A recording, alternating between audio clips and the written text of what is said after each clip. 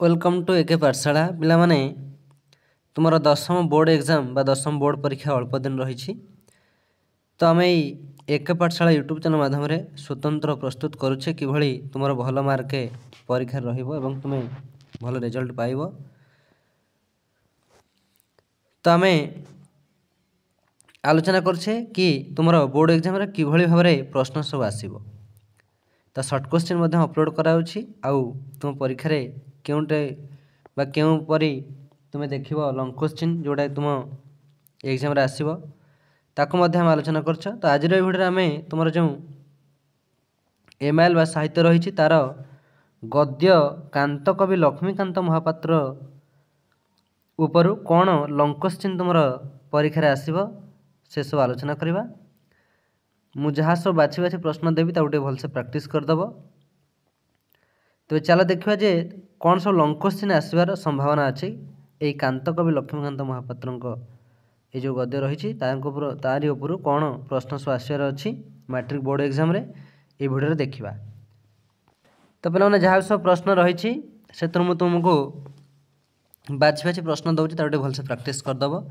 तो shirt question सब upload हो लंग क्वेश्चन मु तुम मात्र यही कांत कवि लक्ष्मीकांत महापात्र जीवनी और साहित्य कृति मध्य मात्र 2 ରୁ 3ଟି लंग क्वेश्चन दे प्रैक्टिस जब से समय तुम्हें अभ्यास करदेव परीक्षा जहाँ प्रश्न आसो जदि यही कांत कवि लक्ष्मीकांत महापात्र उपरू तो जोड़ा सब तुम देवी से ही प्रश्न आसो तुम भलसे प्रैक्टिस करदियो।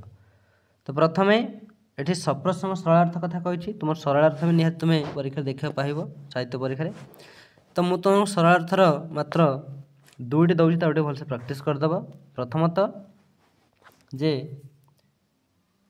गांधी आदर्श बाणी प्रति से अनुराग होई से संपर्क अनेक कविता रचना करथिले ये गोटे प्रश्न तुम सप्रसंग सरलार्थ भाव में। आउ गोटे प्रश्न रोचे जे अधिकांश रचना प्राण धर्म हास्य कौतुक और व्यंग विद्रूप धर्मी ये 2ଟି सरलार्थ भल भाव प्रैक्टिस करनी। 23 नंबरटा तुम जब ये 2ଟି भलसे प्रैक्टिस करदेव 23 नंबर प्रश्न जो तुम परीक्षा आसो तुम आराम तार उत्तर लिखिदेव। तो सप्रसंग सरलार्थर उत्तर प्राय सेम रुहे बाकी जिते उत्तर आरंभ करा जाए स्टार्टिंग पॉइंट केवल टिके अलग लिखा जाए। तो तुम ये 2ଟି प्रश्न भलसे प्रैक्टिस कर दियो जे गांधी आदर्श बाणी प्रति से अनुराग हो से संपर्क अनेक कविता रचना करथिले एवं आ गोटे प्रश्न अधिकांश रचना प्राण धर्म हास्य और कौतुक व्यंग विद्रूप धर्मी यही 2ଟି प्रश्न तुम्हें सरलार्थ भाव में प्रैक्टिस करनी। लंग क्वेश्चन तुम जो भाई आसे तो यही प्रश्न जे अधिकांश रचना प्राण धर्म हास्य कौतुक और व्यंग विद्रूप धर्मी यही प्रश्नटी बहु बार तुम आसी सप्रसंग सरलार्थ मैट्रिक बोर्ड एग्जाम। तो सरलार्थ भाव में 2ଟି तुम प्रैक्टिस कर दियो। लंग क्वेश्चन हिसाब से यही प्रश्न आसे एवं आ गए लंग क्वेश्चन तुम दूसरी ये लंग क्वेश्चन तुम प्रैक्टिस करनी। लंग क्वेश्चन परीक्षा आसे तुमर